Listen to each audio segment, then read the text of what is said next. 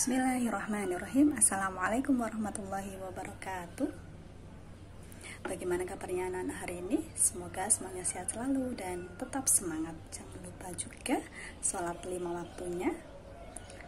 Nah, hari ini Ustazah akan membahas kisi-kisi tema 1 yang insya Allah akan dilaksanakan PTS, yang insya Allah akan dilaksanakan di hari Senin.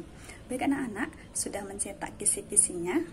Nah, kalau sudah, mari kita bahas ya.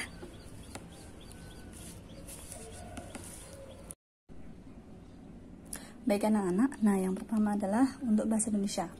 Nah, dalam tema 1 bahasa Indonesia insya Allah dalam kisi-kisi ada gagasan pokok sama gagasan pendukung ya. Untuk gagasan pokok sendiri itu kemarin sudah ada di tema 1, sudah dibahas sama Ustazah juga. Nah, untuk gagasan pokok itu sendiri, gagasan pokok itu gagasan utama yang ada dalam suatu paragraf. Nah, kita langsung ke soalnya ya. Yang pertama adalah gagasan pokok biasanya terdapat di mana? Di mana anak gagasan pokok itu? Nah, gagasan pokok itu biasanya terdapat di awal paragraf. Biasanya ya, tapi kadang ada juga yang di tengah atau di akhir. Tapi biasanya kebanyakan paragraf itu terdapat di awal. Gitu ya anak-anak ya, di awal. Tuh. Nah, untuk yang kedua, gagasan pokok dapat berupa kalimat inti atau kalimat apa? Nama lainnya dari kalimat inti adalah kalimat utama. Itu ya anak-anak ya, kalimat utama.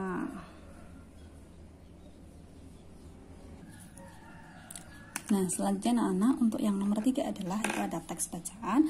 Nanti bisa dibaca ya masing-masing. Nah, ini Ustazah langsung ke pertanyaannya.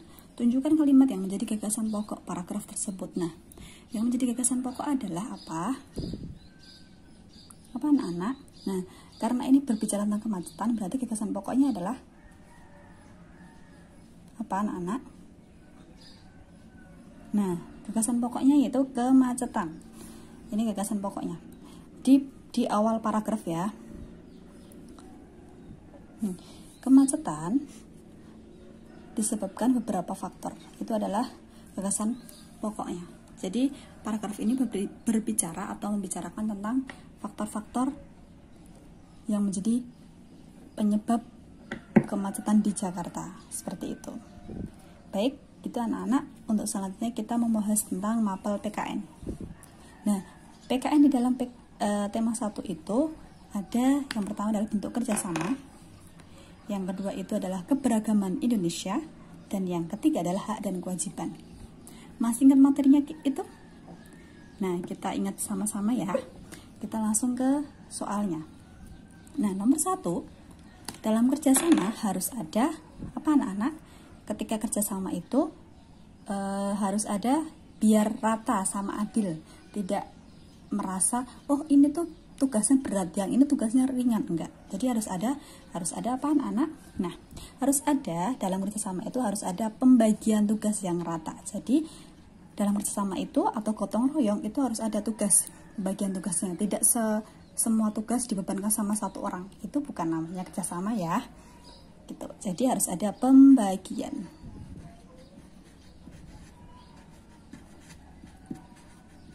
Nah, pembagian tugas, mohon maaf. Nah, itu anak ya. Yang nomor 2, contoh kerjasama di lingkungan rumah itu apa? Ingat, kerjasama itu contohnya banyak sekali. Nah, yang di sini adalah soalnya untuk di lingkungan rumah ya. Di lingkungan rumah itu apa? Yaitu gotong royong. Boleh gotong royong atau sama-sama bekerja sama membersihkan apa? Membersihkan rumah juga boleh, membersihkan selokan juga boleh, membersihkan halaman juga boleh. Ini Ustazah tulis bersama membersihkan lingkungan atau halaman rumah gitu ya anak-anak ya.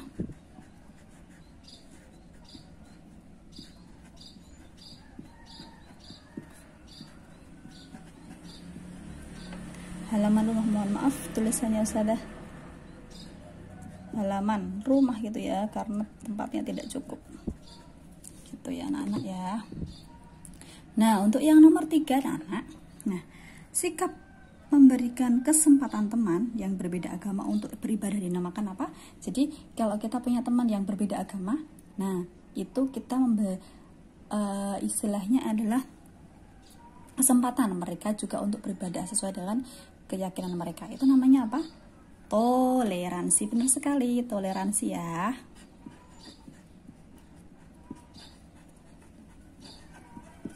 Nah, gitu.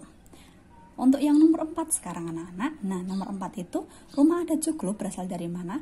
Ingat, joglo itu rumah yang sering anak-anak lihat juga daerah. Yaitu dari mana? Ya, dari Jawa Tengah bisa, dari Yogyakarta juga bisa. Jadi, saya tulis dari Jawa Tengah.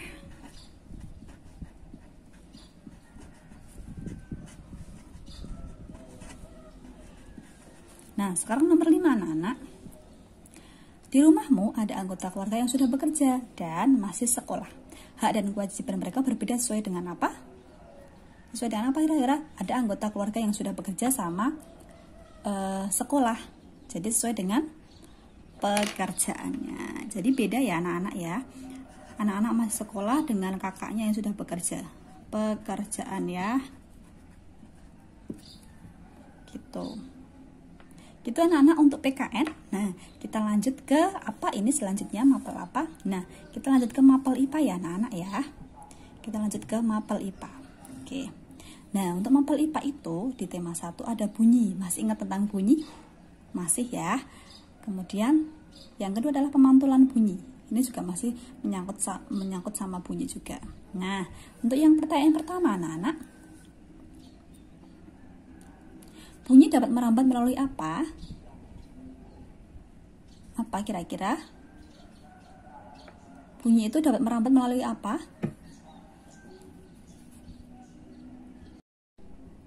Apa anak-anak? Nah, bunyi itu kemarin sudah bahas, ada 3 yang dapat dirambatkan bunyi, yaitu apa?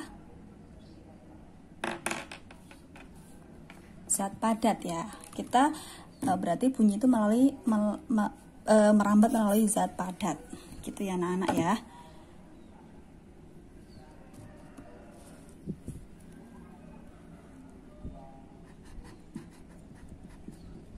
Zat padat itu berupa apa anak-anak?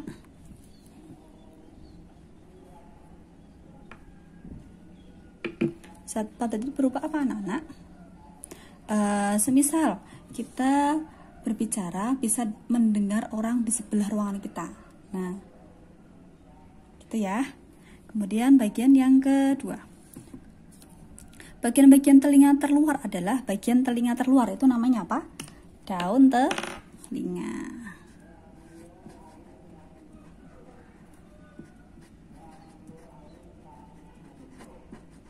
Nah, gitu ya anak-anak, masih ingat bagian-bagian telinga? Nanti dibuka lagi buku temanya ya. Kemudian nomor 3, sebutkan bagian-bagian telinga. Nah, bagian-bagian telinga itu sudah mengingatkan masih ada 3 bagian, yaitu bagian telinga terluar, tengah, dan dalam. Nah, untuk bagian-bagian sendiri, bagian-bagian yang dari masing-masing bagian itu nanti anak-anak cari sendiri ya. Diingat-ingat sambil diingat-ingat. Yang pasti bagian-bagian telinga itu ada telinga luar, kemudian tengah, dan dalam.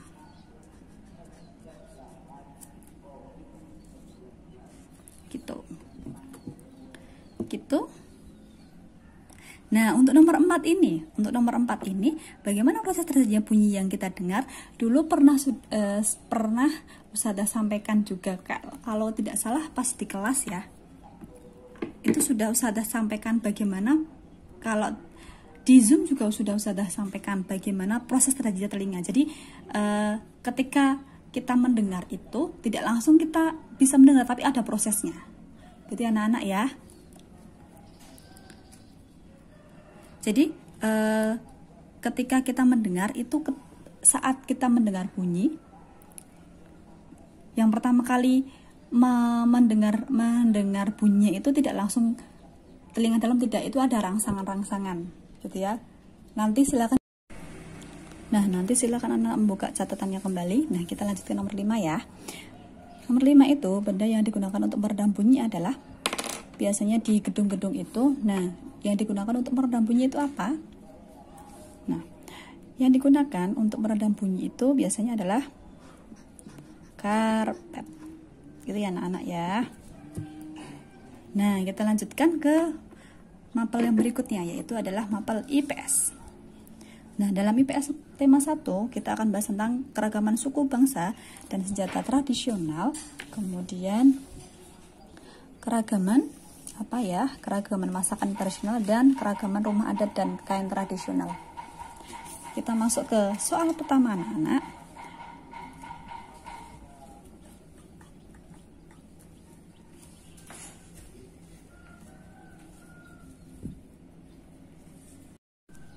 Nah, nomor 2 anak-anak, penduduk asli Jawa Barat mendapat julukan suku apa? Yang biasanya dari Jawa Barat, sukunya apa namanya? Nah, suku Betawi.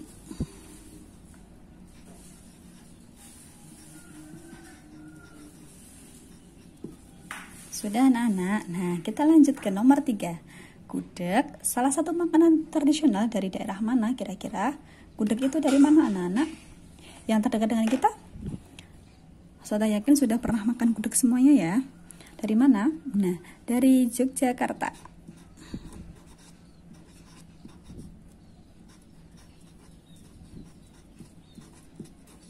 Nah, gitu anak-anak. Nah, terakhir nomor 4. Sebutkan rumah adat dan daerah asalnya.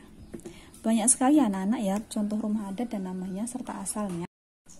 Nah, untuk nomor 4 anak-anak, rumah adat dan daerah asalnya. Nah, ini banyak sekali ya. Ada Joglo itu dari Yogyakarta. Nah, untuk selanjutnya anak-anak, kita bahas tentang SPDB ya. SPDB tema 1 itu yang pertama adalah tentang tari daerah dan yang kedua adalah kolase. Nah, ini yang pertama adalah tari kecak, itu berasal dari mana? Dari daerah mana anak-anak? Dari Bali. Oke. Dan yang kedua, ciri khas dari tari kecak, gerakannya adalah gerakan apa? Gerakan apa dari tari kecak itu? Gerakan tangannya ya. Tuh. Dan yang ketiga adalah sebutkan 5 tari daerah yang kamu ketahui. Di sini banyak sekali anak-anak mulai dari asal Jawa, dari Jawa Tengah, Jawa Barat, Aceh, Bali sendiri, dan tersebar di seluruh Indonesia. Nanti anak-anak silakan menuliskan 5 tari daerah yang anak-anak ketahui. Nah, begitu anak-anak pembahasan untuk kisi-kisi untuk hari Senin. Terima kasih, selamat belajar.